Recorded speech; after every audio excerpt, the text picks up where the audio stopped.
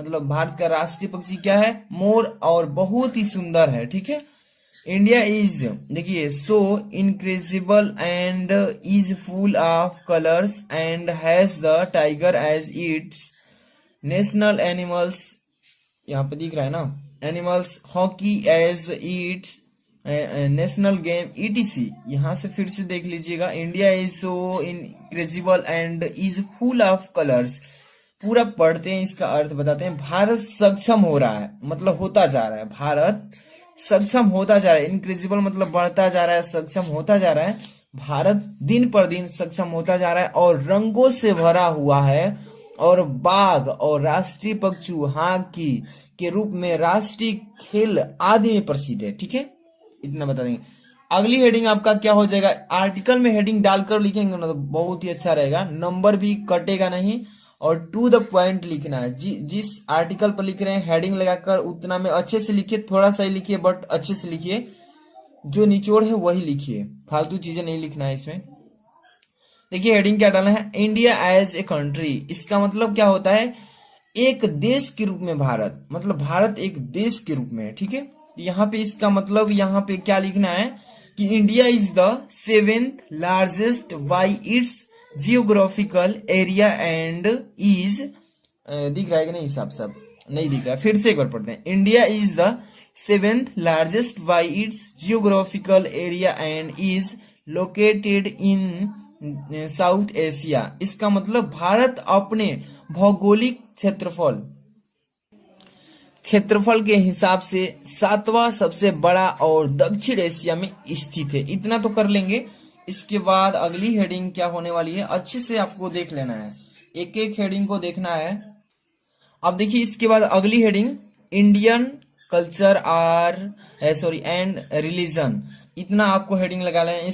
इसका मतलब कि भारतीय संस्कृति और धर्म, इसमें आपको लिख देना है टू द पॉइंट हेडिंग के अनुसार कि India's culture is among the world's oldest civilisation in India began about 4500 years ago। इसका मतलब क्या कर रहा है कि भारत की संस्कृति दुनिया की सबसे पुरानी सभ्यता में से एक है, जिसकी शुरुआत भारत में लगभग 4500 साल पहले हुई थी, ठीक है। इतना तक कर लेंगे। इसके बाद देखिए, India has 29 states with different culture and civilisation and one of the most populated countries in the world. इसका मतलब क्या कह रहा है, ध्यान सुनिएगा कि भारत में विभिन्न संस्कृति और सभ्यता वाले 29 राज्य हैं। भारत में विभिन्न संस्कृति मतलब और सभ्यता वाले कितने राज्य हैं? टोटल 29 राज्य हैं, और यह दुनिया के सबसे अधिक आबादी वाला भी देश है, ठीक है। इतना लिख देंगे, इतना तो कंप्लीट हो जाएगा। अब इसके बाद अगली हेडिंग पर ध्यान से देख लेना है आपको कि फेस्टिवल्स। इसका मतलब होता है त्योहार। हमारे भारत देश में कौन कौन से त्योहार हैं? एक तो है राष्ट्रीय त्योहार, एक होता है धार्मिक त्योहार। ये तो टाइप है त्योहार का, लेकिन कौन कौन से इसमें आपको मेंशन करना है, okay. India being a multi culture, multi ethnic and multi religion society celebrates holidays and festival include Diwali, Durga Puja, Holi, etc, ठीक है। आपको इसका मतलब क्या कह रहा है, ध्यान से आपको समझना है कि भारत एक बहुत सांस्कृतिक, बहुजातीय, बहुधर्म समाज होने के कारण मतलब छुट्टियां मनाता है, और त्योहारों की दिवाली, दुर्गा पूजा, होली आदि सम्मिलित है इसमें, है ना। इतना लिख देना है। अगला हेडिंग पर ध्यान दीजिएगा। देखिए लाइट कट गई है, अंधेरा है, मोबाइल जो है ना डिस्चार्ज है, इसलिए थोड़ा सा धुंधला भी देखेगा, तो सह लीजिएगा। और वीडियो को लाइक नहीं किया तो कर दीजिएगा, और थोड़ा सा और वेट कीजिए, आपको बहुत कुछ बताने वाले हैं। कंक्लूजन मतलब होता है निष्कर्ष। जिस टॉपिक पे आर्टिकल लिख रहे हैं उसका टोटल निष्कर्ष क्या निकलता है, यही चीजें इसमें लिखना होता है, ठीक है। कि we are proud of our culture distinctiveness, यहाँ तो फुल स्टॉप। इसका मतलब देखिए कह रहा है निष्कर्ष में कि हमारे कहेंगे कि हमें अपनी सांस्कृतिक विशिष्टता पर गर्व है, हमें अपने सांस्कृतिक विशिष्टता पर गर्व है। We are proud to be the inhabitants of India, हमें भारत के निवासी होने पर गर्व है, हमें भारत की निवासी होने पर भी गर्व है। It is our duty to maintain its unique future. इसका मतलब कह रहा है कि इसकी अनूठी विशेषता की बनाए रखना हमारा कर्तव्य बनता है।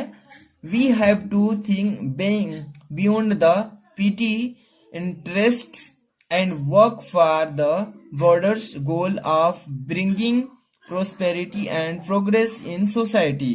इसका मतलब कि हमें देखिए पीटी हित से परे सोचना होगा और समाज में समृद्धि और प्रगति लाने की सीमा लक्ष्य के लिए काम करना होगा, तब जाके ये कंक्लूजन कंप्लीट होगा।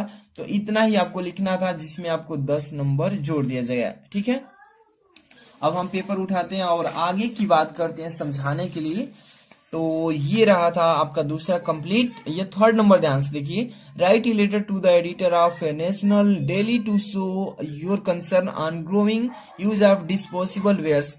इस पर लिख सकते हैं, अगर नहीं याद है आपको तो इस पर भी लिख सकते हैं।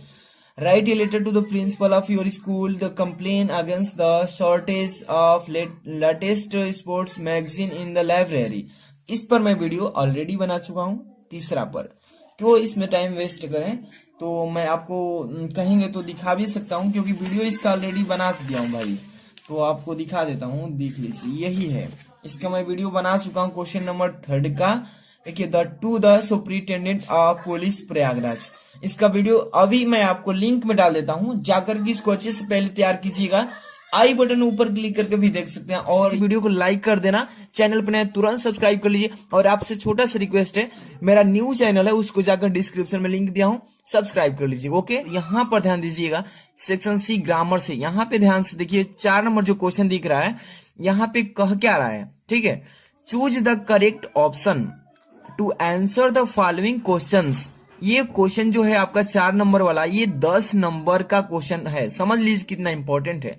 कह रहा है कि सही जो प्रश्न दिया है इसके अकॉर्डिंग सही ऑप्शन को सेलेक्ट कीजिए और अपने उत्तर पुस्तिका में लिखिए। तो देखिए यहाँ पे आपको उत्तर पुस्तिका में भी लिख कर बताएंगे। इसी तरीके से आपको बोर्ड एग्जाम में करना है। हम यहाँ पे आपको अच्छे अच्छे चीजें सिखाएंगे जो कि बोर्ड एग्जाम में डायरेक्ट आपको फायदा होगा, एक भी नंबर नहीं कटेगा। तो ध्यान से इस चैनल को सब्सक्राइब कर लीजिए और देखिए ध्यान से। तो ध्यान से देखिए, पहला क्वेश्चन क्या लिखे, 4 का ए नंबर, कि the absence of government in a country is called. और यहाँ पे 4 ऑप्शन दिया गया है, कह क्या रहा है इसको पहले हिंदी में समझिएगा। The absence of government in a country is called, यानी कि किसी देश में सरकार की अनुपस्थिति को कहा जाता है। क्या कहा जाता है, ठीक है, जहां पे मतलब अच्छा से कार्य ना हो पाए वहां पे अनुपस्थिति है। मतलब कि किसी देश में सरकार की अनुपस्थिति को क्या कहा जाता है। देखिए, मोनार्ची यहाँ पे लिखा है, अनार्ची, और यहाँ पे पैट्रियची, और यहाँ पे मैट्रेची। तो इसमें से कौन सा ऑप्शन सही है आपको बताना है। अगर याद किए तो बहुत ही अच्छा है। तो देखिए, इसका राइट आंसर है ना ये वाला, यानी कि अनार्ची हो जाएगा। इसका मतलब क्या होता है, अव्यवस्था होता है। अव्यवस्था मतलब कि वहां की व्यवस्था जो है बहुत ही गड़बड़ है। तो कैसे इसको सोल्यूशन करना है, सबसे पहले सेक्शन सी ग्रामर, यहाँ पे आइए, कॉपी पे आपको अच्छे से समझाएंगे, एक एक चीज को यहाँ पे आपको क्लियर करेंगे। सेक्शन सी और ग्रामर है, ठीक है। ऐसे आपको भी बोर्ड एग्जाम में ऐसे ही लिखना है ना। अब यहां से क्वेश्चन नंबर 4 देखिए, क्वेश्चन नंबर 4। अब यहाँ पर देखिए, यहाँ पे 4 ए नंबर कर रहे हैं, ए लिख लेंगे ऐसे, और आंसर ऐसे लिख देंगे शॉर्ट में। ऐसे ही आपको बोर्ड एग्जाम में लिखना है। और यहाँ पे 4 नंबर का ए नंबर कर रहे हैं, और ऑप्शन कौन सा सही है इसमें, तो ये तीसरा दिया है। देखिए, 1 नंबर, 2 नंबर, 3, 4 ऐसे उल्टा दिया पेपर में, लेकिन यहाँ पे 3 नंबर है, ठीक है। तो अनार्ची हो जाएगा। तो यहाँ पे देखिए, 4 नंबर का 1 का 3 नंबर ऐसे लिखेंगे, अनार्ची, ठीक है, अव्यवस्था। ऐसे ही अगला क्वेश्चन ध्यान से देखिए, अलग अलग टाइप से सभी क्वेश्चन है इसमें। बी नंबर, 4 का B, the phrase inching towards means. इसका मतलब क्या कर रहा है आपको अच्छे से समझना होगा। यानी फ्रेज वर्ड है, ठीक है, कह रहा है इंचिंग टुवर्ड्स, इसका मतलब की ओर आगे बढ़ रहा है, ठीक है। मतलब कि इंचिंग मतलब आगे धीरे धीरे बढ़ रहा है। तो इसी में से आपको बताना है कि कौन सा ऑप्शन सही होगा, जो कंबाइन करने के बाद इसका फ्रेज वर्ड कंप्लीट हो। तो देखिए, इसमें to have an itchy feeling. अब इसके बाद second number, to measure something, यहाँ पे थर्ड नंबर है, to move slowly in a direction, और यहाँ 4 नंबर, टू मूव अपवर्ड्स। तो इसका करेक्ट आंसर अगर बात करें, देखिए इंचिंग टुवर्ड्स का मतलब होता है की ओर बढ़ रहा है, मतलब आगे बढ़ रहा है। तो यहाँ पे देखिए थर्ड नंबर ऑप्शन जो दिख रहा है ना बाबू, ये सही हो जाएगा। To move slowly in a direction, मतलब कि देखिए अपनी दिशा की तरफ, अपने डायरेक्शन की तरफ वो धीरे धीरे आगे की तरफ बढ़ रहा है। तो ये जो तीसरा ऑप्शन है सही हो जाएगा, है ना। तो यहाँ पे कैसे लिखना है ध्यान से देखिएगा, यहाँ पे 4 नंबर का बी कर रहे हैं ना, तो 4 का बी नंबर यही है 4B, और तीसरा सही है तो तीसरा नंबर ऑप्शन ये उतार देंगे, आपका हो जाएगा सही आंसर कॉपी में। To move slowly in a direction. Okay, इसके बाद अब अगला पेज में चलते हैं। अगला क्वेश्चन देखिए 4 नंबर का सी पे आ चुके हैं, ठीक है। ध्यान से देखते चलिए कि क्वेश्चन को समझ लीजिए, थोड़ा टाइम दीजिएगा, अच्छे समझ लीजिएगा। Okay, the synonym of merge, देखिए MEAR ग्रे, मैग्रे है, ठीक है, मैग्रे, ठीक है। इसका सिनोनिम बताना है प्रायवाची। मैग्रे का मतलब यहाँ पर देखिए स्केयर्स, यहाँ पे प्लेंटीफुल, स्कैंटी, यहाँ पे बोथ फर्स्ट एंड सेकंड। कह क्या रहा है कि मैग्रे का मतलब क्या होता है, मैग्रे का मतलब होता है अल्प, अल्प मतलब होता है कम, ठीक है। अब यहाँ पे देखिए इसका सिनोनिम मतलब प्रवाची, मिलता जुलता शब्द बताना है। तो देखिए स्केयर का मतलब, स्केयर्स का मतलब भी कम होता है, और स्कैंटी का मतलब भी अल्प होता है, ठीक है। और प्लेंटीफुल का मतलब होता है प्रचुर, मतलब सबसे अधिक मात्रा में, ठीक है। तो इसमें देखिए first and second is the right option, यानी 4 नंबर। देखिए पहला और दूसरा सही है, दोनों मिलता जुलता है तो बोथ हो जाएगा, यानी कि दोनों हो जाएगा। कौन कौन, तो फर्स्ट एंड सेकंड। कैसे लिखना है सी नंबर का, ध्यान से देखिएगा।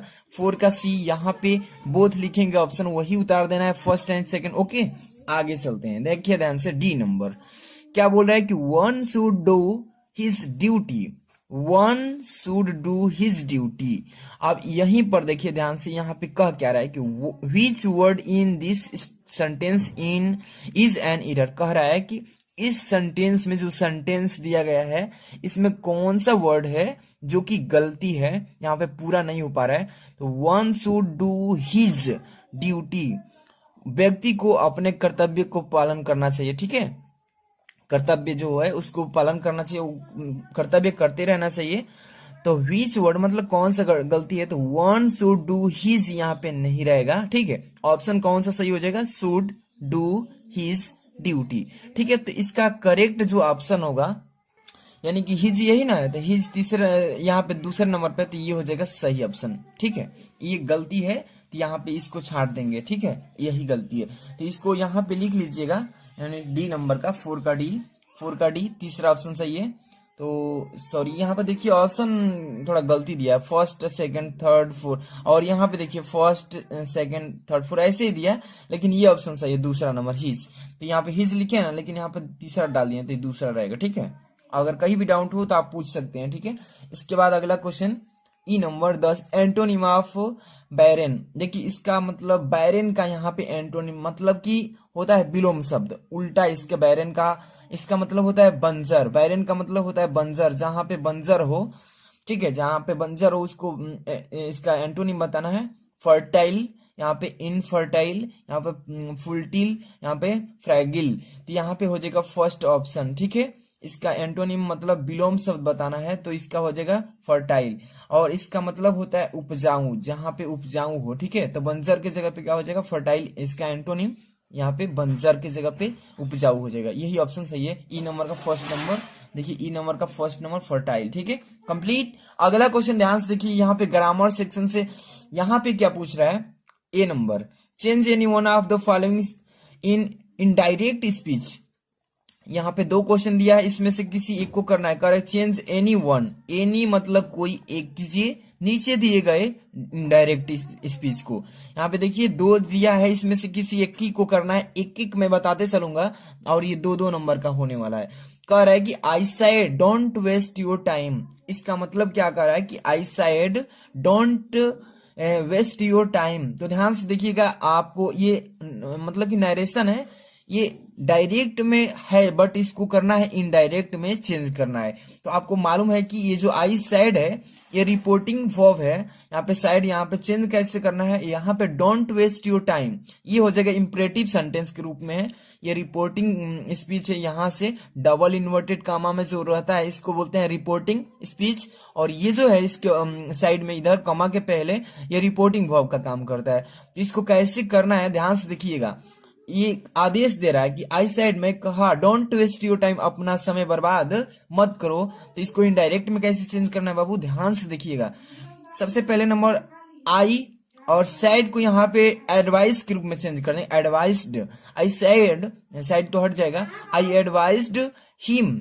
ये आपके सेंटेंस के अकॉर्डिंग चेंज होते रहते हैं, तो आपको मालूम होना चाहिए। नरेशन जितने भी बच्चे अच्छे से पढ़े होंगे फटाक से इसको देखकर ही बता देंगे। I advise him not to waste his time, ठीक है। तो इसको कैसे करना है, 5 का ए नंबर बता रहे हैं, 5 का ए नंबर का पहला बताएंगे, फिर बी नंबर बताएंगे, ठीक है। ध्यान से देखिएगा, एक एक सोल्यूशन बताएंगे। क्वेश्चन नंबर यहाँ 5 का लिख लेंगे, यहाँ पे 5 कर रहे हैं ना, 5 का ए नंबर। तो ए नंबर 5 का ए, आप यहाँ पर देखिए इसका चेंज कर रहे हैं इनडायरेक्ट में। I said don't waste your time, इसको इनडायरेक्ट में चेंज करेंगे तो I advise him not to waste his time, इतना हो जाएगा कंप्लीट। और ऐसे ही आपको दूसरा भी कर लेना है, ठीक है। एक एक बताते चल रहा हूँ मॉडल पेपर में, किससे में ऐसा ही आपका पेपर आएगा, ऐसे ही करना है। यहाँ पे एनीवन बोला है ना, तो कोई एक ही करिएगा, जो भी आ जाए। दूसरा आ रहा है दूसरा कर लीजिए, पहला आ रहा है तो पहला कीजिए, ठीक है। अब यहाँ पे बी नंबर क्या बोल रहा है, कंबाइन, कह रहा है कि जोड़िए एनीवन, किसी एक को, of the following as directed. इसको देखिए दो सेंटेंस के रूप में दिया है, कॉम्प्लेक्स सेंटेंस बनाना है, इसको मिश्रित कर देना है। यहाँ पर देखिए सबसे पहले नंबर कि I can give you a dress, I can give you a dress, my mother gifted it to me. कह रहा है कि I can give you a dress, मैं आपको एक ड्रेस दे सकता हूँ, my mother gifted it to me, जो मेरी माँ ने मुझे गिफ्ट के रूप में दिया था, ठीक है। इसको एक ही वर्ड में इसको कॉम्प्लेक्स कर देना है, कॉम्प्लेक्स करना है मतलब कि मिला करके और इसको बनाना है, किसी एक को ही करना है। तो मैं अपना ड्रेस दे सकता हूं जो मेरी माँ ने मुझे गिफ्ट के रूप में दिया है। तो इसको कैसे कंबाइन करेंगे, देखिए I can give you dress, my mother gifted to it to me. तो देखिए इसको कैसे यहाँ पे लिखेंगे, ध्यान से देखिए 5 का बी नंबर है ना, तो ध्यान से देखिए आई कैन गिव यू, मैं आपको दे सकता हूँ, एड्रेस पोशाक, विच माई मदर गिफ्टेड मी, जो मेरी माँ ने मुझे गिफ्ट के रूप में दिया है। इसी तरीके से आपको कंबाइन करना होता है। अब यहाँ पे सी नंबर देखिए ध्यान से, change any one of the following directed, अगर ये भी आप कर सकते हैं, जो भी आपको एक एक बताते चल रहा हूँ, है ना। Change any one of the following as directed. अब यहाँ पे देखिए दो दिया, इसमें से किसी एक को करना होता है। आई कैन डू इट, मैं इससे कर सकता हूँ, इसको किस में चेंज करना है, पैसिव में। एक्टिव वॉइस में है बट इसको पैसिव वॉइस में चेंज करना है। यहाँ पे दूसरा कह रहा है कि this is the most effective remedy for this disease, comparative degree में इसको चेंज करना है, ठीक है। तो एक एक को बताते चल रहा हूँ। चलिए वॉइस से लिया गया है और ये पैसिव वॉइस में चेंज करना है, आई कैन डू इट। तो ध्यान से देखिए यहाँ पे क्वेश्चन नंबर कितना कर रहे हैं बच्चों, तो ध्यान से देखते चलिए, एक एक चीज को आपको अच्छे से समझ लेना है ना। 5 का सी नंबर पहला, it can be done by him, ठीक है। It can be done by him, ये हो जाएगा आपका क्या, तो ये पैसिव में चेंज हो जाएगा। इसको देखिए ध्यान से, I can do it, subject को ऑब्जेक्ट बनाते हैं, ऑब्जेक्ट को सब्जेक्ट बनाते हैं, बहुत ही सिंपल सा है, इसको आप मौखिक प्रैक्टिस से कर लेंगे, ठीक है। इसके बाद डी नंबर देखिए क्या बोल रहा है इसमें, डी नंबर में कि correct any one of the following sentences. देखिए कह रहा है कि यहाँ पे दो सेंटेंस दिया है, किसी एक को सही रूप में लिखना है इसको। You are senior then me, आप मुझसे बड़े हैं। अब यहाँ पे कैटल्स आर ग्राजिंग, तो यहाँ पे देखिए सबसे पहले you are senior then me, तो यहाँ पे इसको कैसे लिखेंगे, फर्स्ट नंबर यहाँ पे देखिए 5 का D number, you are senior to me. यहाँ पर जो देन है ना, यहाँ पे इसको इनकरेक्ट है, देन ये हट जाएगा और यहाँ पे टू इंक्लूड हो जाएगा, तो you are senior to me हो जाएगा, ठीक है। तो ये करेक्ट अब हो गया, ठीक है। तो ऐसे ही आपको लिखना है। यहाँ पे देखिए कैटल्स आर ग्राजिंग, तो इसमें देखिए ये तो आपको प्लूरल के रूप में आर यूज पहले से वर्ब के रूप में है, बट यहाँ पे कैटल्स में ये नहीं रहेगा एस, ठीक है। दोनों प्लूरल तो रहेंगे नहीं तो यहाँ पर देखिए कैटल्स नहीं होगा, यहाँ पे कैटल आर ग्राजिंग हो जाएगा, यहाँ पे एस जो है ये बाहर हो जाएगा आउट ऑफ वर्ड्स, ठीक है। तो यहाँ पे क्या लिखेंगे, कैटल आर ग्राजिंग। इसी तरीके से आपको बोर्ड एग्जाम में करना होता है, ठीक है, ऐसे ही करिएगा। अगला क्वेश्चन 5 का ई नंबर, ध्यान से देखिए कह क्या रहा है इसमें कि use any one of the following pairs of words in your own sentences to make the difference in their meaning clear. यहाँ पे दो क्वेश्चन दिए गए हैं, किसी एक को करना है। फर्स्ट नंबर क्या कर रहा है कि रिफ्यूज रिफ्यूग, इसमें देखिए दो पेयर दिए हैं, दोनों में से किसी एक को करना है। यहाँ पे देखिए पहला कर लीजिए या दूसरा कर लीजिए। तो यहाँ पे ऑन सेंटेंस के रूप में इसको वाक्य के रूप में बनाना है। तो देखिए इसका मतलब कि देखिए कोई एक को ही करना है। जैसे कि मैं तो फर्स्ट सब में पहला पहला ही बताते चल रहा हूं, मान लीजिए कि इसमें दूसरा ही बता देता हूं, तो कैसे करेंगे, कॉपी में कैसे लिखेंगे, दूसरा ही करना होगा। तो ध्यान समझिएगा, सेल, सेल का मतलब होता है बेचना, SELL, सेल का मतलब क्या होता है, बेचना। उसका मीनिंग क्या होता है, SELL, सेल का मतलब बेचना। और ये जो है SCELL, सेल का मतलब होता है कोशिका। आप पढ़े होंगे कोशिका, दोनों का हिंदी लिख दिया हूं। और इस पर ऑन सेंटेंस बनाना है, मतलब अपने वाक्य के रूप में इसको चेंज कर देंगे। तो सेल और इस सेल में दोनों पर वाक्य बना देंगे। चलिए देखते हैं, ध्यान से देखिए 5 का ई नंबर का सेकंड नंबर देखिए, सेल जो लिखे है ना, इसका मतलब होता है बेचना। तो ही सेल्स टॉयज, वह खिलौने बेच। और यहाँ पे सेल इसका मतलब होता है कोशिका, this is cell of Ram, या राम की कोशिका। तो इसी तरीके से आपको बोर्ड एग्जाम में भी करना होता है। ठीक है, तो कंप्लीट हो गया आपका ग्रामर सेक्शन से ये 5 नंबर तक। अब आगे चलते हैं, पेपर उलाटते रहे हैं। और ये कौन सा क्वेश्चन आ गया जी, ध्यान से देखिएगा, और ये 5 नंबर का है। ठीक है, और इसमें क्या बोल रहा है कि translate the following passage into ने इन इंग्लिश, हिंदी में दिया रहेगा और इंग्लिश में चेंज करना होता है। कितना भी बड़ा क्यों ना हो पैसेज, आप इजिली बना लेंगे, बस आपको थोड़ा सा तरीका मालूम होगा तो ट्रांसलेशन को। ध्यान से देखिए, पहले पढ़ेंगे कौन सा ट्रांसलेशन दे रखा है इसमें कि उन दिनों स्वामी विवेकानंद अमेरिका में एक महिला के यहाँ ठहरे हुए थे, जहां वह अपना भोजन खुद बनाते थे। एक दिन वह भोजन करते जा रहे थे, मतलब भोजन करने जा रहे थे, करते नहीं करने जा रहे थे, कि कुछ भूखे बच्चे पास आकर खड़े हो गए। स्वामी विवेकानंद ने अपनी सारी रोटियां उन बच्चों में बांट दी। यह देख महिला ने उनसे पूछा, आपने सारी रोटियां बच्चों को दे दी, अब देखिए अब आप क्या खाएंगे। अब देखिए उन्होंने मुस्कुराकर कहा, जवाब दिया, रोटी तो केवल भूख शांत करने वाली चीज है, यह मेरे पेट में नहीं तो उनके पेट में सही देने का आनंद पाने के आनंद से बढ़कर है। ठीक है, तो इसी को आपको ट्रांसलेट करना है इनटू इंग्लिश, हिंदी में है ना, इंग्लिश में चेंज कीजिए। तो देखिए ट्रांसलेशन करिए कितना भी बड़ा, तो आपको देखिए सबसे पहले number subject, object, other word, verb जो है इस पर ध्यान दीजिएगा। सबसे पहले उन दिनों स्वामी विवेकानंद अमेरिका में एक महिला में के यहाँ ठहरे हुए थे, तो यहाँ पे इसका ट्रांसलेशन मैं ऑलरेडी प्रोवाइड कर दिया हूँ और समझा दूंगा, बस आप ध्यान से देख लीजिएगा। ओके, यहाँ पे बोर्ड एग्जाम में क्वेश्चन नंबर 6 में आएगा, तो क्वेश्चन नंबर 6 ऐसे आंसर डालेंगे और यहाँ पे हेडिंग डाल देंगे टॉप में, यानी ऊपर में क्या डालेंगे, ट्रांसलेट इनटू इंग्लिश, यानी कि हम इसको इंग्लिश में ट्रांसलेट कर रहे हैं, हिंदी में है तो। ठीक है, 5 नंबर की तैयारी कर रहे हैं, तो ध्यान से देखिएगा, यहाँ पे एक एक चीज को समझाते हुए चलेंगे। ठीक है, ध्यान से देखिएगा, उन दिनों, इन दोज डे, ठीक है, इन दोज डेज, ठीक है, Swami Vivekananda was staying with a woman in America where he used to cook his own food. ध्यान से देखते चलिए, पहले नंबर कि उन दिनों स्वामी विवेकानंद, ये जो आपका है सब्जेक्ट के रूप में कार्य कर रहा है, तो यहाँ पे सबसे पहले सब्जेक्ट लिखेंगे, इसके बाद सब्जेक्ट के बाद वर्ब भरेंगे, इसके बाद वर्ब भरेंगे, इसके बाद अदर वर्ड जो है उसको लिख देंगे। तो बड़ा देखने से डरिए मत, आप समझते चलिए। तो यहां तक हो गया, खुद बनाते थे, ठीक है, यहां तक फूड तक। यहाँ पर एक दिन वह भोजन करने जा रहे थे, one day he was going to have a meal when some hungry children. एक दिन वह भोजन करने जा रहे थे कि कुछ भूखे बच्चे पास आकर खड़े हो गए, वही है hungry children came and stood near by. यहां तक हो गया, ठीक है, इतना आपको क्लियर हो गया। अब यहां पर देखिए, स्वामी विवेकानंद ने अपनी सारी रोटियां उन बच्चों में बांट दी, यहाँ पे देखिए, ठीक है। स्वामी विवेकानंद डिस्ट्रीब्यूटेड, यानी डिस्ट्रीब्यूटेड का मतलब होता है बांट दिया, ठीक है।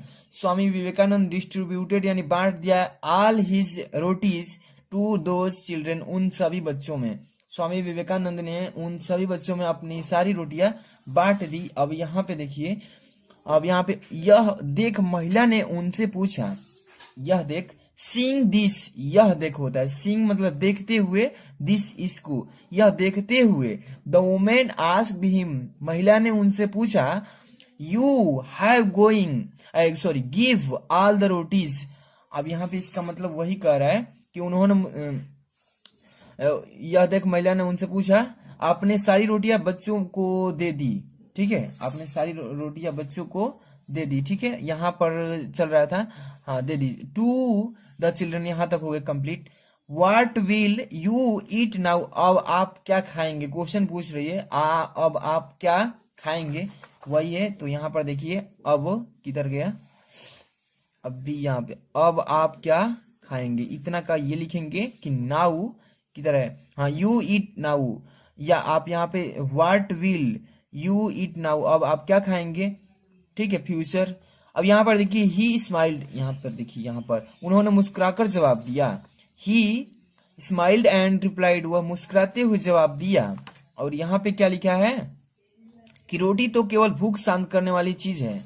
यहाँ पर देखिए जवाब दिया कि bread is the only thing to kill hungry, रोटी तो केवल क्या करने वाली, भूख शांत करने वाली चीज है, ठीक है, यह मेरे पेट में नहीं तो उनके पेट में सही। यहाँ पे कह क्या रहा है कि it is more than the joy of getting the pleasure of giving right in his stomachs if not in my stomachs. पूरा कंप्लीट हो गया कि देने का आनंद पाने के आनंद से ही बढ़कर है।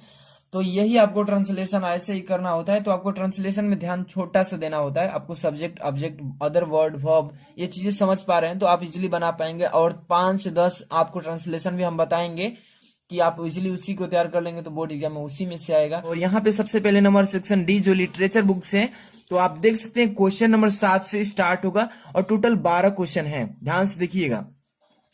7 नंबर क्वेश्चन में क्या कह रहा है कि answer the following questions in about 40 words is, कह रहा है कि नीचे दिए गए प्रश्नों का आपको आंसर देना है, जिसका आपको शब्द जो होगा, शब्द का सीमा वो 40 शब्द में ही देना है उत्तर। तो इसको बोलते हैं शॉर्ट आंसर टाइप क्वेश्चन, यानी कि छोटा सा क्वेश्चन और छोटा सा उसका आंसर भी देना होता है। क्वेश्चन एक और एक के बाद देखिए इसमें 2 क्वेश्चन दिया है, आर के रूप में भी दिया, पहले पढ़ते हैं फिर।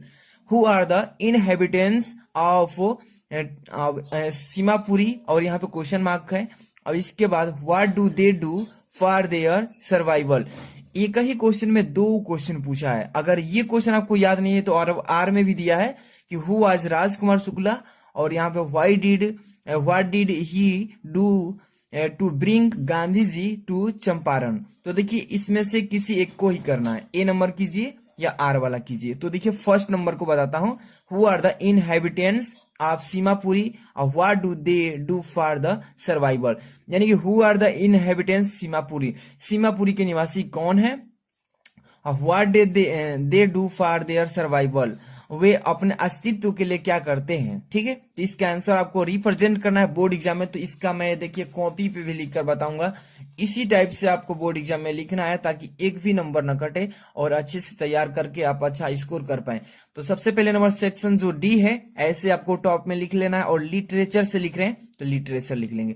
सबसे पहले नंबर क्वेश्चन नंबर, और यहाँ पे 7 लिखेंगे, इसका आंसर लिखेंगे, ठीक है।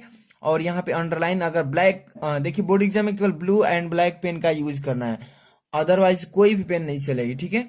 अब यहाँ पर देखिए 7 नंबर के ए कर रहे हैं, तो यहाँ पर देखिए इसका मतलब अभी मैं बताया कि who are the inhabitants of Seemapuri, what do they do for this survival, यानी कि सीमापुरी के निवासी कौन है और वे अपने अस्तित्व के लिए क्या करते हैं।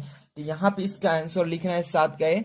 देखिए rag pickers are the inhabitant of Seemapuri, they collected garbage for their survival because they belong to a poor family। इतना लिख देंगे, आपका राइट आंसर कंप्लीट हो जाएगा। इसका हिंदी में मतलब समझ लीजिए। देखिए rag pickers are inhabitants for, पूरा अगर अच्छे से पढ़ते हैं तो इसका मतलब हुआ कि रिग पिकर्स सीमापुरी के निवासी अंत हैं। अब देखिए उन्होंने अपने अस्तित्व के लिए कचरा एकत्र किया क्योंकि वे गरीब परिवार से थे। इतना हो जाएगा पुअर फैमिली, इतना कंप्लीट हो गया। इसके बाद अगला नेक्स्ट क्वेश्चन इसमें देखिएगा, अब यहाँ पे बी नंबर, कोई एक एक में बताते चल रहा हूँ, ज्यादा टाइम लग जाएगा, वीडियो लॉन्ग हो जाएगी, इसलिए एक एक क्वेश्चन को समझाते चल रहा हूँ कि इसी तरीके से बोर्ड एग्जाम में भी आपको करना है। Why did M R Hamel blame, देखिए, blame parents and himself for not paying proper attention to the study of French. इतना इस क्वेश्चन का जवाब दे सकते हैं। अगर ये भी देना चाहते हैं तो आर वाला भी कर सकते हैं। तो फर्स्ट नंबर का मैं बता देता हूं कि why did M R Hamel blame parents and himself for and playing proper attention to the study of French. इसका मतलब कि मिस्टर हैमेल ने फ्रेंच के अध्ययन पर उचित अध्ययन न देने के लिए माता पिता और खुद को दोषी क्यों ठहराया, यही बताना है इसमें। इसका आंसर देखिए कैसे लिखना है, ध्यान से देखिए। चलिए क्वेश्चन नंबर 7 का बी नंबर कर रहे हैं, ठीक है। तो इसका आंसर ऐसे ध्यान से लिखिएगा, आपको बोर्ड एग्जाम में 7 का बी ऐसे डाल लीजिएगा। और एम हैमेल देखिए, blamed their parents are they were no anxious enough to have them learn, यहाँ पे फुल स्टॉप लगा देंगे, फिर इसका हिंदी में अर्थ भी बताएंगे हम। अब देखिए, दे प्रिफेयर्ड अब to put them to work on a farm or at the mills. अब यहाँ पर देखिए, to earn little bit more money, अब यहाँ पे full stop. M Hamel blamed study, यहाँ पर देखिए स्टूडेंट है, sorry student, blamed student because they use to delay studies saying that they had plenty of 1 minute, यहाँ full stop. At the same time he blamed himself also, यहाँ पर देखिए as he used to give them holidays for his going to watering his followers and fishing.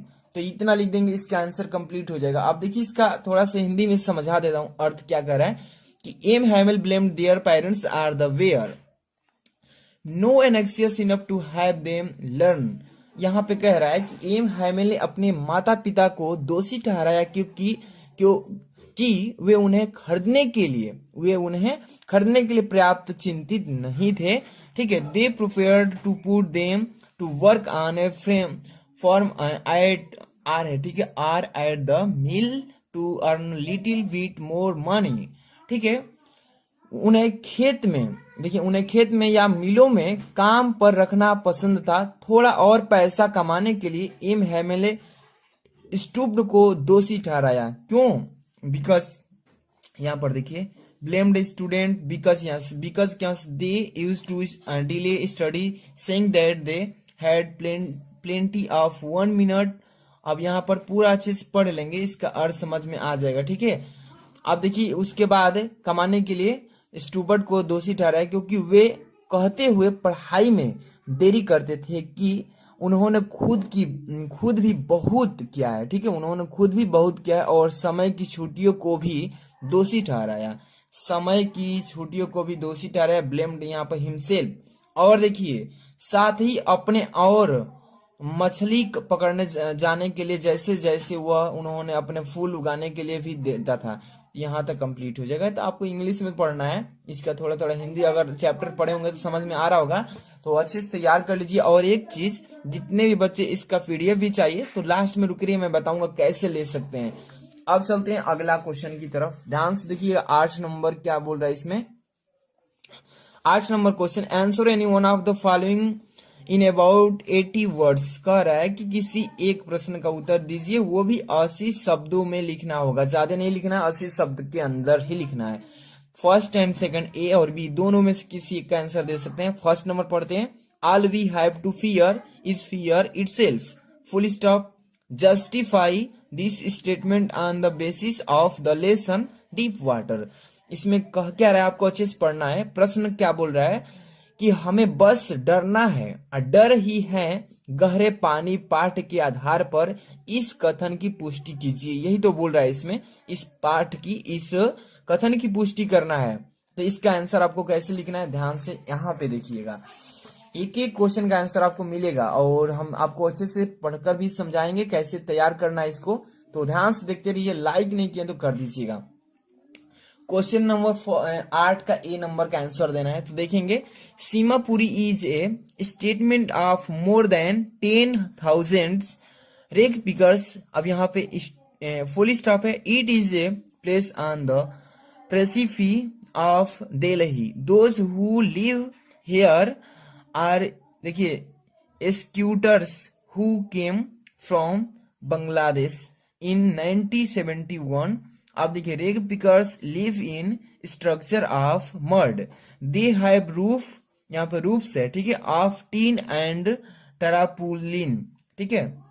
अब यहां पर देखिएगा, there is no sewage draining or running water, अब full stop. They live here without an identity and without permits. अब यहाँ देखिए, food is more important for them than their identity. अब यहां पर देखिए, children grow up to become parents in survival, ठीक है. An army of barefoot children appear in the morning with their plastic bag on the students, ठीक है, sorry, shoulders. Garbage has a different meaning for children. अब इसका पूरा का अर्थ समझिए, ध्यान से देखिएगा. Seemapuri is a statement of more than 10,000 रेग पिकर्स. इसका मतलब कि सीमापुरी 10,000 से अधिक रेग पिकर्स की बस्ती है, ठीक है. It is a place on the periphery of Delhi. इसका मतलब, ध्यान से सुनिए, कि यह दिल्ली की परिधि पर एक जगह है. अब यहां पर देखिए, जगह है. Those who live here are squatters who came from Bangladesh in 1971, ठीक है. जो यहाँ रहते हैं वे लोग हैं जो 1971 में बांग्लादेश से आए थे, ठीक है. आप देखिए, रेग pickers live in structure of mud. अब यहां पर समझिए कि रेग पिकर्स मिट्टी की संरचना में रहते हैं. स्ट्रक्चर मतलब बनावट भी कह सकते हैं या संरचना भी कह सकते हैं, उसी में क्या करते हैं, रहते हैं. अब यहां पर देखिए, they have roofs of tin and tarpaulin. अब यहाँ फुल स्टॉप है. इसका मतलब क्या कह रहा है इसमें, समझिए कि उनके पास टीन और तारापालिन की छत नहीं है. तारापालिन की छत नहीं है. There is no sewage draining और रनिंग वाटर. इसका मतलब क्या है, उनके पास, ये तो हो चुका है, मल निकासी या बहने वाली पानी के साथ यहाँ रहते हैं, ठीक है. मल निकासी या पानी बहने वाली पानी के साथ रहते हैं. अब यहाँ पर देखिए, कहाँ तक हो चुका था. हाँ, दे live here without an identity and without permit. अब वे जान पहचान और बिना परमिट के भोजन उनके लिए क्या है, उनकी पहचान से ज्यादा महत्वपूर्ण है, ठीक है. इंपॉर्टेंस बता दिए यहाँ तक, ठीक है. अब यहाँ पर देखिए, children grow up to become parents in survival. इसका मतलब कि बच्चे बड़े होकर एक सेना बन जाते हैं, ठीक है, एक सेना बन जाते हैं. N army of barefoot children appear in the morning with their plastic bag on their shoulders, ठीक है. और कह रहा है इसमें कि बड़े होकर सेना तो बन जाते हैं, अपनी सुबह के साथ कूड़ा करकट के जीवित रहने में नंगे पांव साथी सभी होते हैं, वैसे ही. अब यहाँ पर देखिए, मॉर्निंग तक हो गया. Garbage has a different meaning for children, यानी कि बच्चों के लिए कचरे का मतलब अलग होता है, ठीक है. इतना अच्छे से तैयार कर लेना. इसके बाद अगला क्वेश्चन ध्यान से सुनिएगा. 8 नंबर का तो कंप्लीट हो गया. बी नंबर छोड़ देना है, किसी एक को करने के लिए बोला है. एनीवन का मतलब किसी एक को करिए. ध्यान से देखिए, 9 नंबर क्या बोल रहा है इसमें, कि read the following extract carefully and answer the question that follow. कह रहा है कि नीचे दिए गए एक्सट्रैक्ट को ध्यान से पढ़िए और इसी में से आपको क्वेश्चन पूछा जाएगा, जवाब दीजिएगा. कह रहा है, एक्सट्रैक्ट पढ़ते हैं. And the old familiar ache is my childhood fear but all I said was see your soon Amma. यहाँ पर all I did was smile dot dot dot करके दिया है. और इसी में से आपको क्वेश्चन भी पूछा है. First number, what is the fear that has always pained the poetess. इसका मतलब क्या पूछ रहा है, आपको मालूम होना चाहिए. यानी कह रहा है कि वह कौन सा डर है जिसने हमेशा कवित्रियों को पीड़ा दी है. तो ये बताना है. पोएटिस का मतलब होता है कवित्री, पोएट का मतलब होता है कवि, ठीक है. तो इसका आंसर यहाँ पे आपको बताना है. चलिए देखिए, 9 नंबर क्वेश्चन हम यहाँ पे आपको लिख दिए और इसका पीडीएफ भी देंगे, तो आपको लास्ट में बने रहिए, बता देंगे बीच में. क्वेश्चन नंबर 9 का ए नंबर कर रहे हैं. तो the poet feels the pain that her mother was as old as she looked and feels that old familiar as is her childhood's fear of losing her mother। इसका मतलब क्या कह रहा है आपको अच्छे से पहले समझना होगा। The poet feels the pain, इसका मतलब कह रहा है कि कवि इस दर्द को महसूस करता है। That her mother was as old as she looked, इसका मतलब कि कह रहा है कि कवि इस दर्द को महसूस करता है जो उसकी माँ जितनी बूढ़ी थी और उस पुराने परिचित दर्द को महसूस करती है, उसे खोने के बचपन का डर है। यहां तक हो जाएगा कंप्लीट दिस क्वेश्चन आंसर। ठीक है, इस तरीके से आपको तैयार कर लेना है। अगला क्वेश्चन की तरफ चलते हैं। ये तो 9 नंबर का ए नंबर था, अब यहीं पे पेज उलाटेंगे 9 नंबर का बी नंबर भी यहाँ पे आपको अपीयर हो जाएगा। देखिए तीनों करना है, इसमें तो एक भी छोड़ने के लिए नहीं बोला है, तीनों करेंगे। What is the contrast between the poetess feeling and her words, इसका मतलब क्या कह रहा है कि पोएटेस्ट का मतलब होता है कवित्री होता है। ठीक है, कवित्री की भावनाओं और उनके शब्दों के विपरीत क्या है ये बताना है। तो यहाँ पे चलिए इसका यहाँ पे आंसर मिलेगा, ध्यान से देखते चलिए। फर्स्ट नंबर बात करें 9 का बी है और कह रहा है कि the poet feels the pain that her will not live long, she was deeply pained but in words she feel happy while moving out of their Holmes.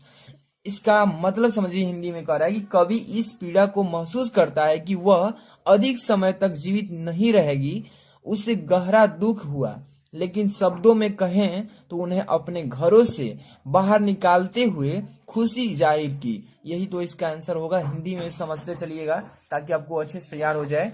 यहाँ पे बात करें तो सी नंबर देखिएगा, Why did the poetess keep on smiling? यहाँ पे only लिखा है और इसका मतलब हिंदी में क्या कह रहा है कि कवित्री मुस्कुराती ही क्यों रही, कवित्री केवल मुस्कुराती ही क्यों रही।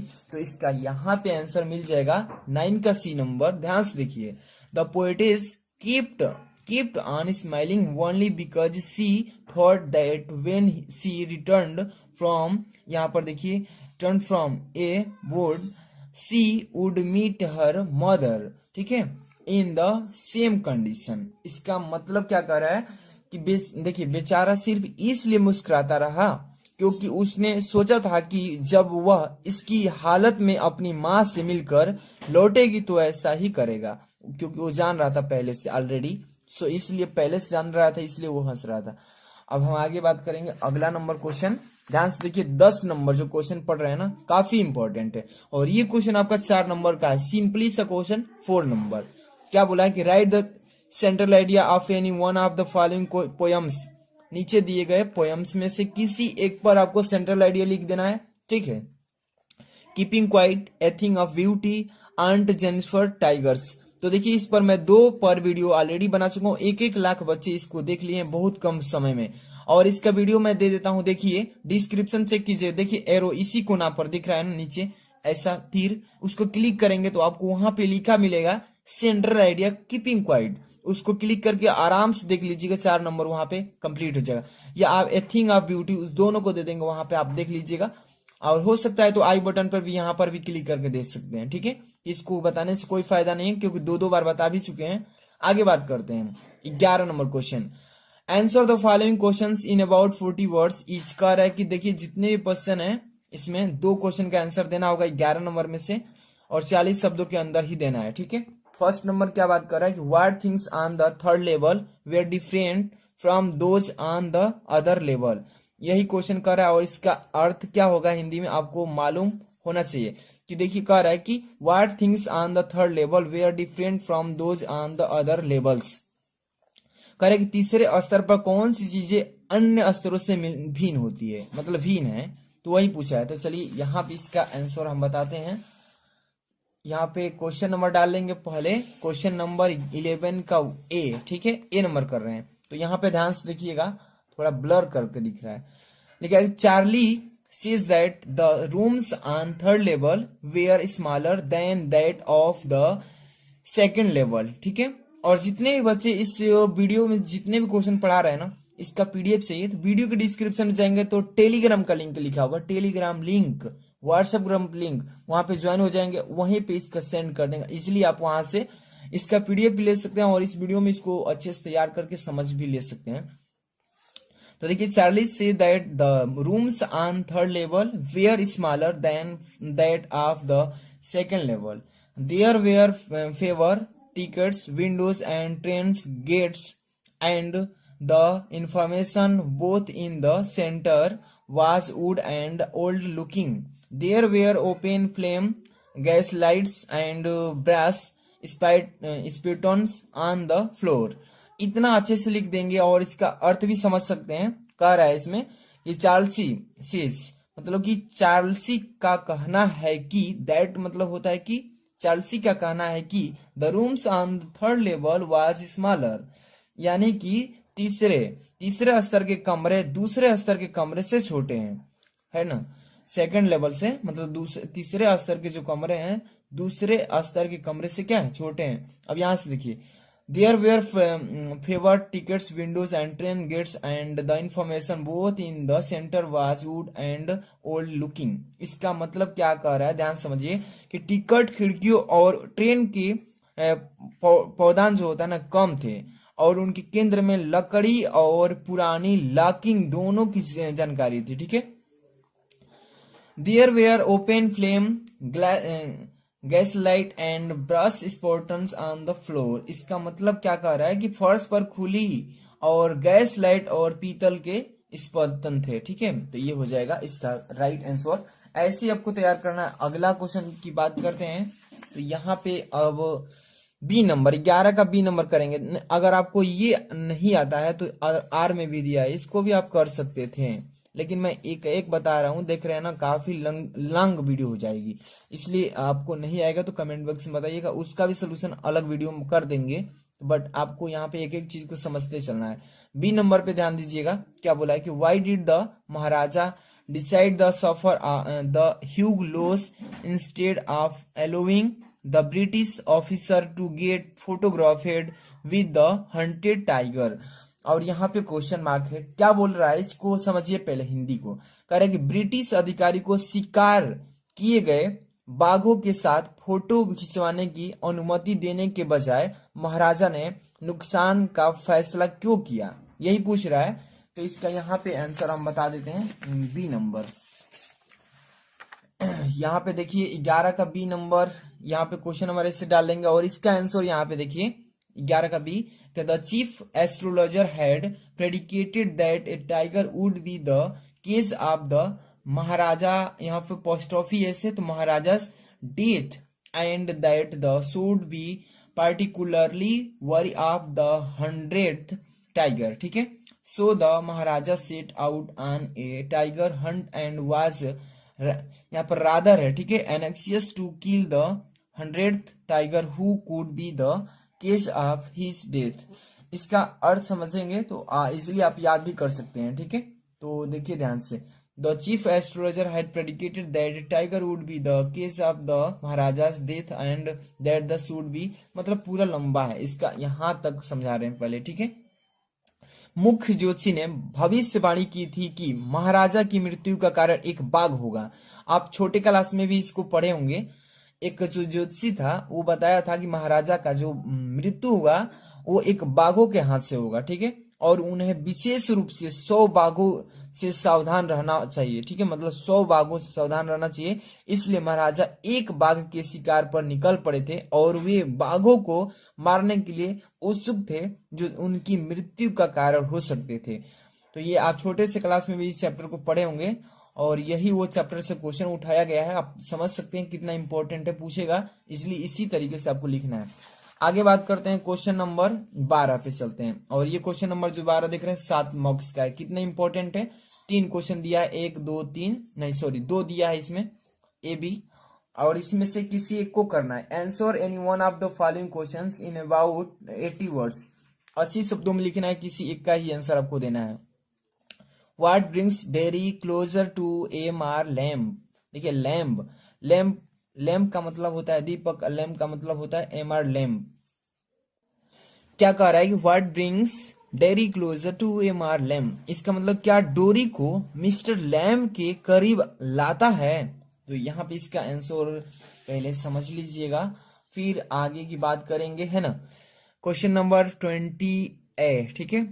Mister lamb spoke words of encouragement, hope and zest for life which no one had ever spoken to him. अब देखिए, he makes the boy aware of his physical, अब यहाँ पे फुल स्टॉप है, physical strength and explain the importance of emotional, ठीक है, emotional, फिर full stop, will bring this, sorry यहाँ फुल स्टॉप नहीं है, यहाँ full stop, this realisation draws him closer to the old man. इतना लिख देंगे, क्लियर हो जाएगा इसका आंसर। क्या कह रहा है कि श्री यहाँ पे लैम्ब है ना, लैम्ब श्री लैम्ब ने अतिक्रमण की आशा और जीवन के उत्साह के ऐसे शब्द कहे कि जो किसी के ने उसे कभी न कहे थे, और वह लड़के को उसकी शारीरिक जानकारी देता है कि शक्ति और भावनात्मक कल्याण के महत्व की व्याख्या करे, और यह एहसास उससे बूढ़ा आदमी के करीब लाता है। इतने में आपका इसका करेक्ट आंसर कंप्लीट होगा, और इस मॉडल पेपर का पूरा कंप्लीट वीडियो आप देख लीजिएगा। बता दिएंगे, डिस्क्रिप्शन में जाएंगे तो पहले नंबर आपको इंग्लिश का मॉडल पेपर का फर्स्ट वीडियो मिलेगा, सेकंड वीडियो मिलेगा, और ये तो आप देख ही रहे हैं, थर्ड हो जाएगा कंप्लीट। 3 वीडियो में इसका मॉडल पेपर का समाप्त हो चुका है। लाइक कर दीजिए, लाइक नहीं किए तो शेयर भी कर दीजिए अन्य बच्चों में, और डिस्क्रिप्शन में जाएंगे तो वहां पे बहुत